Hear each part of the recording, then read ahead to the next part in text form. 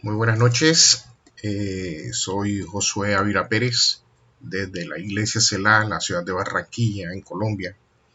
Y la reflexión de esta noche es en el Salmo número 7, que tiene títulos tanto en las versiones católicas como protestantes, y le voy a decir en la protestante de la traducción en lenguaje actual dice oración pidiendo justicia. En la Reina Valera aparece como plegaria pidiendo vindicación. Ok. Recordemos que el libro de los Salmos es un libro que nos enseña lo que es la adoración y la alabanza y cómo llegar a tocar el corazón de nuestro amado Dios. Y aquí este salmo es tan especial, es muy especial porque tiene como un subtítulo Sigayón de David. Recordemos que Sigayón, eso creo que lo vimos en el hace como dos reflexiones, creo que fue así. Bueno, el término Sigayón alude a una alabanza especial, que este salmo es una alabanza, es un cántico. Ok, pero se debe a que él crea este salmo, David siendo rey. Recordemos que él estaba bajo una persecución de parte de su hijo Absalón, y en el subtítulo aparece en la versión Reina Valera 1960, dice así: Sigayón de David que cantó a Jehová acerca de las palabras de Cus, hijo de Benjamín. Bueno, muchos teóricos, muchos teólogos, muchos doctores, eruditos en ciencia bíblica, dicen que este Cus era el mismo Simei. Y Simei viene siendo un familiar del difunto rey Saúl. Recordemos que el rey Saúl fue desechado por Dios porque no siguió ninguno de los preceptos que él estableció para rendirle esa adoración.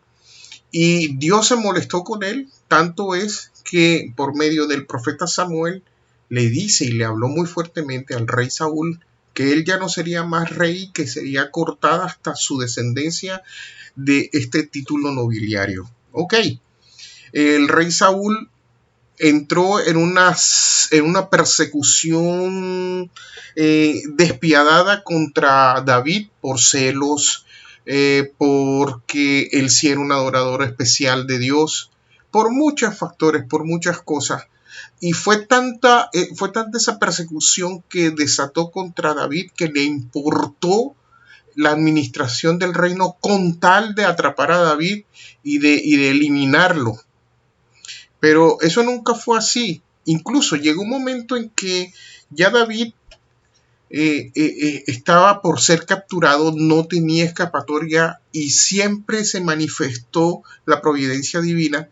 Y en ese momento en que prácticamente la captura era de una vez, el Señor permite que los filisteos invadan el país desde el sur, invadan al reino, y esto distrajo al rey Saúl para que no capturara a David. Y efectivamente, David se salvó por mano del mismo Dios. En la última batalla que tiene el rey Saúl, que es en Gilboa contra los filisteos, ahí cayeron los tres hijos mayores de Saúl, que vienen siendo Jonatán, Aminadab, y ya te digo cuál fue el otro. Disculpa, te lo busco un momento, porque eso es necesario tenerlo en cuenta, porque aquí uno de los hijos era muy afín con David, que era Jonatán. En esta batalla que caían estos tres hijos, que son Aminadab, Malquisúa y Jonatán, el mismo Saúl es herido y él le pide a su escudero que lo mate. El escudero obviamente se niega, va a matar al rey, aunque el escudero también estaba en una condición similar. Saúl decide suicidarse con su propia espada y posteriormente el escudero hace lo mismo.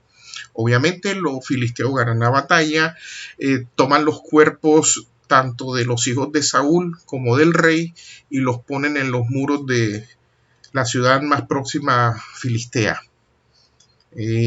Después se infiltran de la tribu de Benjamín y recuperan los cuerpos y entra en un clamor el pueblo de Israel por su rey. Ok, recordemos que hasta ese momento David todavía estaba bajo esa persecución. Quedó la monarquía totalmente sin cabeza y posteriormente es cuando se unge a David como rey. Ok, pasa el tiempo, transcurre el tiempo. Te estoy explicando todo esto para poder llegar al contexto histórico, para poder manejar un poco más el contexto histórico de este salmo. Y cuando ocurre que se revela Absalón, que viene siendo de los hijos mayores de David, este Cus con el que comienza, o el porqué de la plegaria de vindicación, pidiendo vindicación a Dios, este Cus que acusa de una manera falsa, que es el mismo Simei, dicen estos señores, no me creas a mí, se puede comparar. Unos dicen que no se sabe quién era, otros dicen que era Simei.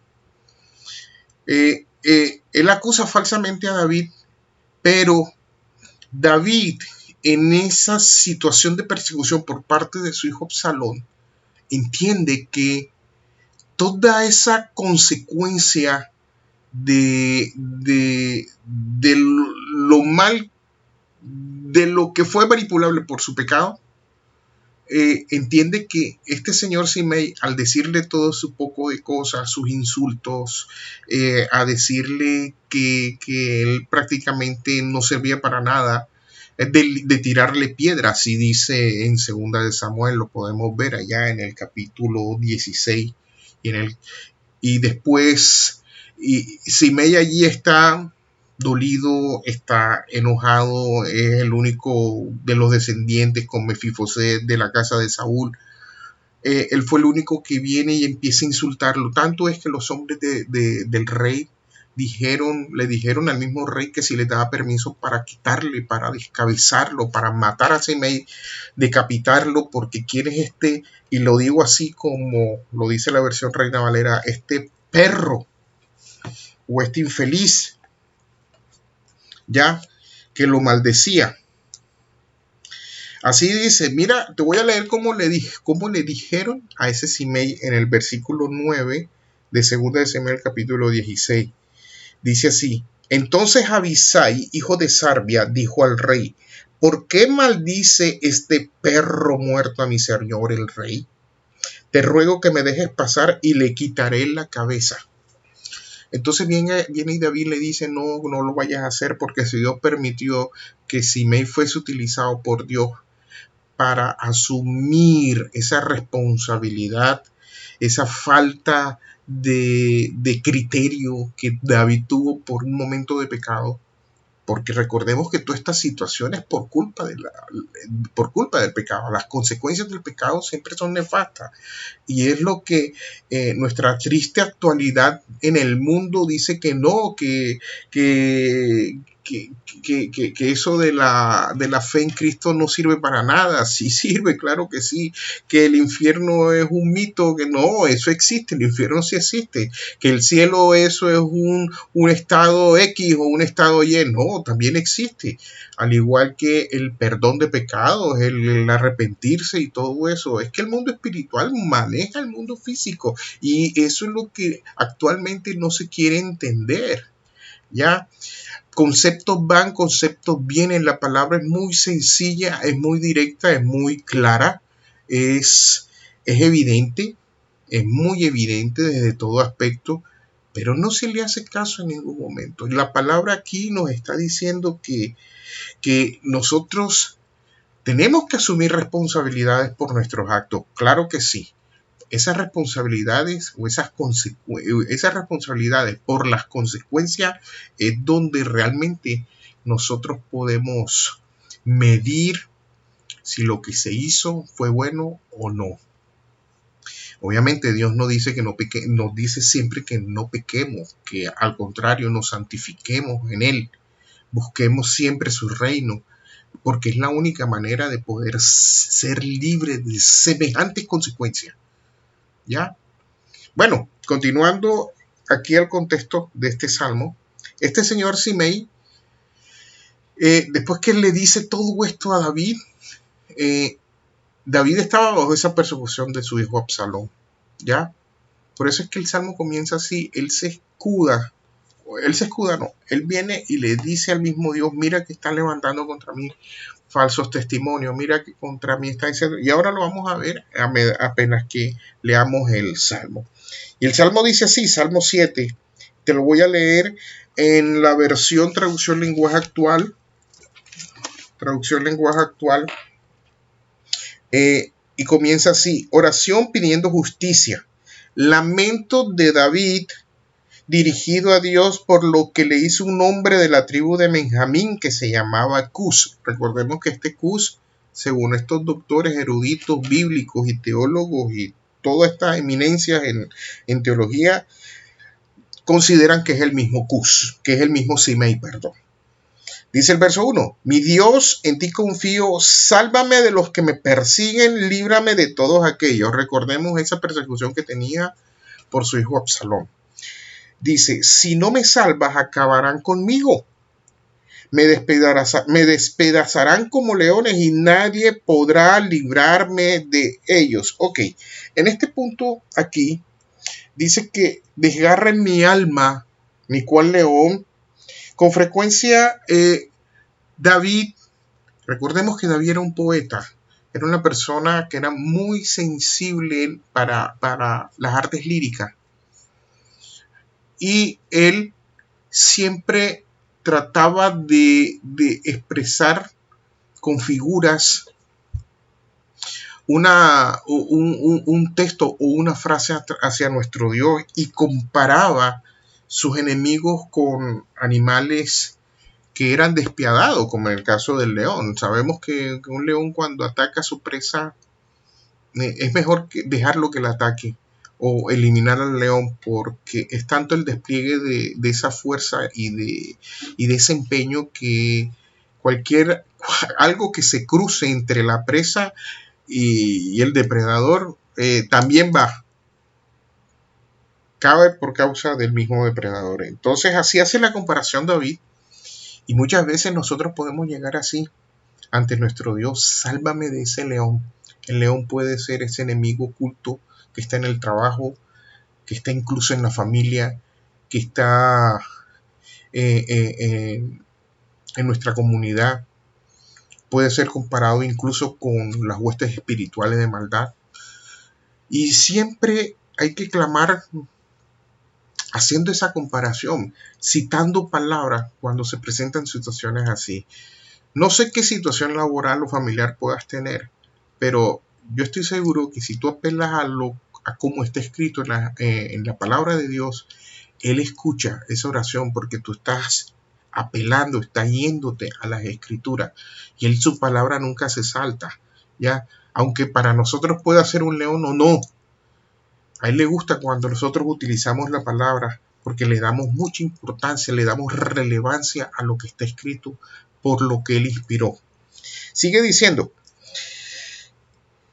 tú eres un juez, si no me salvas acabarán conmigo, me despedazarán, se me enredó la lengua, me despedazarán como leones, y nadie podrá librarme de ellos. ¿Qué daño les hice? Ahí está reclamando, ¿qué daño le hice a Saúl? ¿O qué daño le hice a Absalón? ¿O qué daño le hice a Simei? ¿Qué mal cometí contra ellos? Recordemos que David tuvo la oportunidad varias veces de tomar la vida de Saúl, y él no lo hizo no por respeto de Saúl, sino por respeto al mismo Dios, porque él decía, ¿cómo voy a levantar la mano contra el ungido de Jehová? Ya vemos ese respeto hacia la autoridad de tal manera que sabía el mismo David que esa autoridad era permitida por el mismo Dios, y cualquiera que se va contra eso va contra el mismo Dios. Ya, ojo, esperemos, hay que tener criterio y ten cuidado de lo que se puede plantear en nuestra triste actualidad, en nuestra nación. Ya son personas, bueno, no vale la pena ahora mismo en esta reflexión. Dice el verso 4, ¿acaso le hice daño a mi amigo? ¿Acaso le quité algo a quien me maltrata sin razón? Y vemos que en este caso, si tú te remites a 2 de Samuel en el capítulo 16, Semei está lanzándole piedras y maldiciéndolo. Se iba frente a la comitiva del rey y desde allá también seguía con los insultos.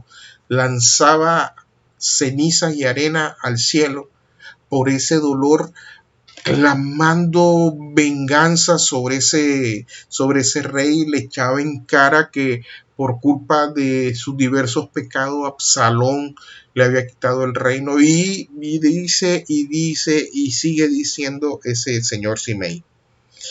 Dice el verso 5 del capítulo del Salmo 7, dice, si es así, y ahí apela ante Dios, Señor, tú sabes muy bien cuáles son mis razones.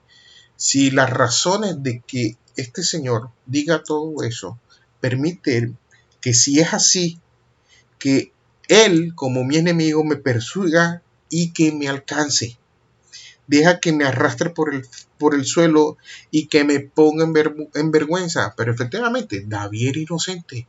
No tuvo nada que ver con lo que se le pasó a Saúl.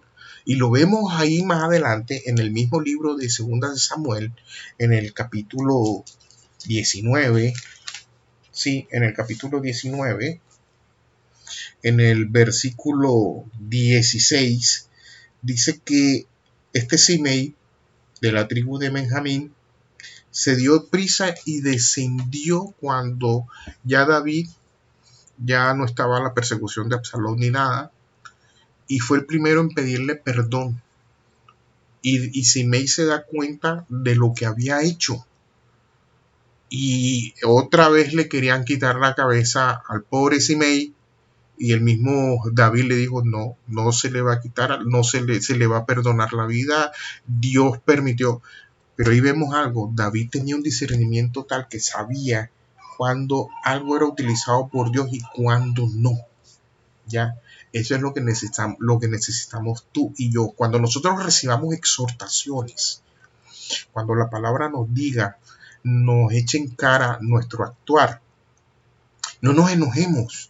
Al contrario, sintámonos felices, contentos, porque están haciendo ver nuestros errores, para que no continuemos en ello y posteriormente tener que lamentarnos por las consecuencias de esos errores. ¿Ya? Ahí vemos que David le perdona la vida cuando todavía había gente de él que quería matarlo por lo que había hecho Simei. Simei reconoce lo que había hecho. David entendió que venía de parte de Dios, que le echaran en cara toda esa situación. Pero él nunca actuó en contra de Simei. ¿Ya? Ahora, volvamos otra vez al Salmo 7, dice así. Dice el verso 6 y 7, dice, Dios mío, siéntate ya en tu alto trono. Vemos que David aquí se va a las mismas escrituras, recuerda las escrituras allá del Pentateuco, más que todo en el libro de Números, y dice así, siéntate en tu alto trono y rodeado de las naciones, declárame inocente. Enfréntate a la furia de mis enemigos y muéstrales tu enojo. Él apela ante la defensa del mismo Dios. Cuando tú y yo vamos a la presencia de nuestro Dios, es porque lo conocemos, es porque sabemos que es un Dios misericordioso, pero también es un Dios de temor. Es un Dios que es celoso. Él no Él no comparte con nadie su gloria. Y tú y yo debemos ser siempre conscientes de eso cuando lleguemos a hacerle una petición, sea una petición para que seamos favorecidos de algo o para que nos proteja de algo. De todas maneras, nosotros, en calidad de hijos del Altísimo, lavados por la sangre de Jesucristo, guiados por el Espíritu Santo de Dios, siendo llamados hijos de Dios, nosotros podemos llegar a su trono de una manera confiada. No necesitamos ni el agüita aquí, ni la florecita acá, ni el rezo este, ni el rezo aquello. Nosotros podemos entrar libremente a la presencia porque esa obra la hizo el Señor Jesús. Ya, Él es el único mediador entre Dios y los hombres y Él fue ese acto tan maravilloso de la muerte en la cruz, fue cuando se rasgó el velo y tuvimos acceso a ese lugar santísimo, donde está el mismo Dios, el mismo Padre. ¿Ya? Eso lo hizo el Señor Jesús y es solo por medio de Él es que podemos llegar a esta presencia. No necesitamos buscar a fulano, sutano, perencejo, o el santo este o el santo aquel. Eso no sirve para nada. No sirve porque Él nos está diciendo, yo bajé de la montaña, bajé de allá del cielo para encontrarte y que seas tú hablando directamente conmigo porque mi hijo murió por ti. ¿Ya? No necesitamos a más nadie, solo Jesús es suficiente y único que nos abrió ese camino de acceso al Padre. Por eso es que David era consciente de eso. Aunque no sabía de Jesús, Dios utilizó muchos de sus salmos como profecías mesiánicas. Él sabía de un rey que vendría a futuro, pero sabía y conocía al Padre. ¿Ya? Y Él nos enseña aquí, enfréntate a la furia de mis enemigos y muéstrales tu enojo. Está diciendo, defiéndeme, Señor, porque soy tu hijo. Es lo que está enseñándonos acá. Pero tenemos que ser conscientes de que somos sus hijos. Ahora bien, sigue diciendo el verso 8, tú, Dios mío, eres el juez de los pueblos, júzgame y dicta mi sentencia, pero toma en cuenta que soy inocente. Se me está acusando falsamente, se me está diciendo que soy un tal por cual, pero tú sabes que yo soy inocente. Tú eres el único que puede juzgarme y yo sé que bajo tu juicio yo soy libre de toda malicia, de toda mentira, de todo falso testimonio. Dice el verso 9, tú eres un Dios justo y conoces nuestros pensamientos. Acaba pues con los malvados para que ya no hagan lo malo, pero dale tu apoyo a la gente honrada. ¿Ya? Dice el 10, Dios mío, tú me das tu protección, me proteges como un escudo, tú salvas a la gente honrada. Vuelve otra vez, aquí alude a la honradez, a la honestidad que tiene David de saber que él no ha hecho nada malo, ni siquiera pretendió o se le cruzó hacer daño contra Saúl. Recordemos que este salmo es por las acusaciones de este señor benjamita, de la tribu de Benjamín, que es Simei.